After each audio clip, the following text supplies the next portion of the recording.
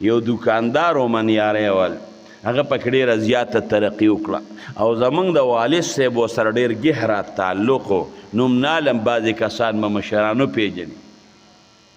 موټر یې له خرڅوه شیزونه له خرڅوه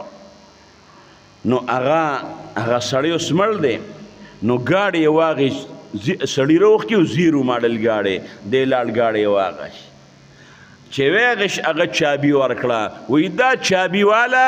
او بسم الله وایه تا وخه سمدستي به ګاډی سټاټېږي وی دا چابي دی واپس والا وی زما هغه ګاډی نه دی پکار چې په بسم الله سټاټېږي هغه ګاډی علم چې بغیر بسم الله هم سټاټېږي چابي تاوم هم سټاټېږي د الله د نوم نه بغیر کار کوي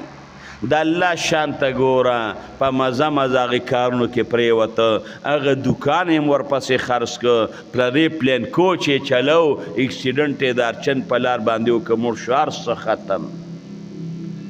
نه الله چې امدادونه کي که نه قسم دی که حسم کولی شي